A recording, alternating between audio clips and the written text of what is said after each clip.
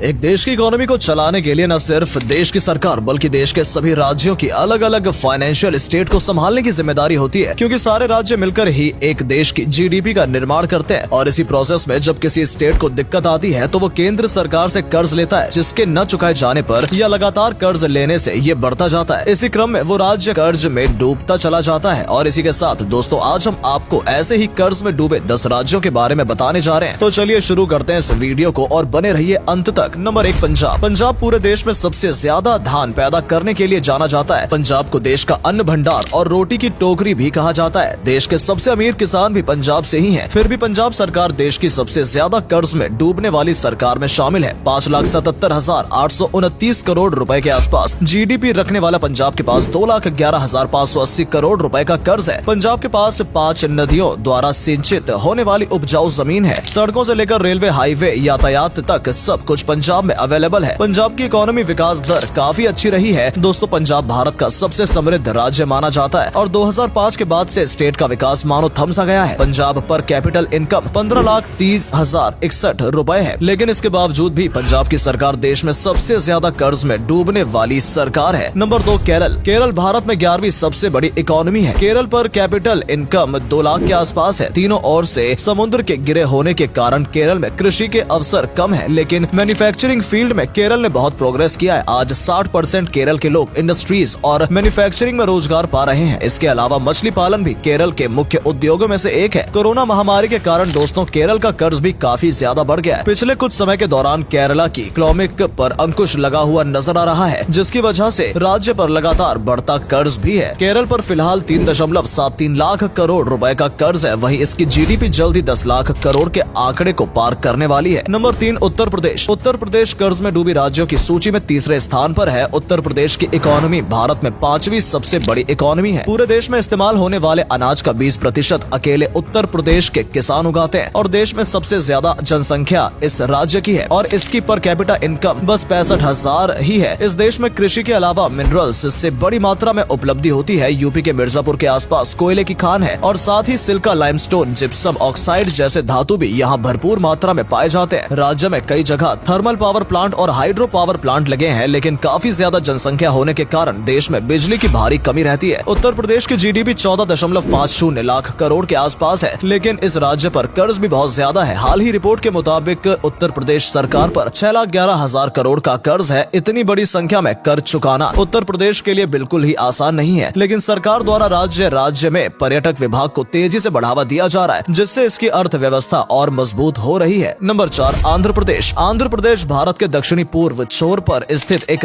नदी राज्य है। ये राज्य अपने मंदिरों के लिए न सिर्फ हिंदुस्तान में बल्कि पूरे विश्व में प्रसिद्ध है। दोस्तों, आबादी के अनुसार आंध्र प्रदेश भारत का 10वां सबसे बड़ा राज्य है। पिछले कुछ सालों में आंध्र प्रदेश की इकोनॉमी भारत की सबसे तेज बढ़ती इकोनॉमी रही है। इसके अलावा वर्ल्ड बैंक द्वारा भी इसे काफी सराहना मिली है। आंध्र प्रदेश की इकोनॉमी सबसे ज्यादा एग्रीकल्चर पर डिपेंड करती है। आंध्र प्रदेश की जीडीपी 10,80,657 करोड़ रुपए और इस पर कर्ज लगभग 2,52,020 करोड़ रुपए का है। स्टेट की पर कैपिटा इनकम 1,12,764 रुपए है। Number 5, waste Bengal. 100 मिलियन से ज्यादा आबादी के साथ दोस्तों, वेस्ट बंगाल भारत की जनसंख्या के लिहाज से चौथा सबसे बड़ा राज्य है। वेस्ट बंगाल देश की इकोनॉमी में मुख्य भूमिका निभाता है। एक टाइम पर यह भारत की राजधानी भी हुआ करता था और अन्य देशों के व्यापार के लिए वेस्ट बंगाल का बंदर का इस्तेमाल किया जाता था। आजादी के बाद से ही स्टेट फूड की डिमांड जरूरतों के लिए ही सेंट्रल गवर्नमेंट पर डिपेंडेंट रही है, क्योंकि ग्रीन रेवोल्यूशन बंगाल को छूकर भी नहीं निकला था। फिर भी 1980 के बाद फूड प्रोडक्शन में अच्छा खासा इजाफा हुआ है। पश्चिम बंगाल की जीडीपी 13.30 लाख करोड़ रुपए है। वहीं इसकी ग्रोथ 19.1% है। पश्चिम बंगाल का पर कैपिटा इनकम 1,30,426 रुपए। पश्चिम बंगाल चाय में भारत में सेकंड लार्जेस्ट प्रोड्यूसर है। इस देश की कुल खपत का 10% योगदान करता है। एग्रीकल्चर के अलावा इंडस्ट्री के मामले में भी कोलकाता संपन्न। वहीं इन सब के बावजूद वेस्ट बंगाल पे 3,93,700 करोड़ रुपए का कर्ज है। नंबर 6, तमिलनाडु। तमिलनाडु भारत की तट पर स्थित है। तमिलनाडु का नेट डोमेस्टिक प्रोडक्ट इंडिया में सेकंड लार्जेस्ट इकोनॉमिक का निर्माण करता है और महाराष्ट्र के बाद तमिलनाडु की जीडीपी सेकंड नंबर पर है। तमिलनाडु की 50% आबादी शहरी है। तमिलनाडु की जीडीपी 17.26 करोड़ रुपए। तमिलनाडु के ऊपर 8,61,300 रुपए का कर्ज है। इस तरह तमिलनाडु कर्जे की स्टेट लिस्ट में डूबा हुआ है। तमिलनाडु में उद्योग धंधे बहुत अच्छी कंडीशन में। तमिलनाडु की गवर्नमेंट स्टेट में सबसे बड़ी इन्वेस्टर है, जो कि 52% है और उसके बाद से प्राइवेट सेक्टर का कंट्रीब्यूशन 29% है। Private sector the constitution percent है। तमिलनाडु का जीडीपी पर कैपिटा इनकम 1,82,125 रुपए है। नंबर 7 कर्नाटक। कर्नाटक दक्षिण पश्चिम क्षेत्र का एक राज्य है। कर्नाटक एरिया के हिसाब से दक्षिण भारत का सबसे बड़ा राज्य और भारत का छठा सबसे बड़ा राज्य है। कर्नाटक की इकोनॉमिक्स भारत में हाईएस्ट इकोनॉमिक्स में से एक है। कर्नाटक की जीडीपी पर कैपिटा इनकम 17,80,121 है। कर्नाटक पर 2,64,600 करोड़ रुपए का कर्ज है। यहाँ पब्लिक सेक्टर का बड़ी कंपनियां जिसमें हिंदुस्तान एरोनॉटिक लिमिटेड एक है, जो कि इंडियन एयर फोर्स के लिए फाइटर एयरक्राफ्ट प्रोड्यूस करती है। अन्य इंडस्ट्री में स्पोर्ट्स बेस्ड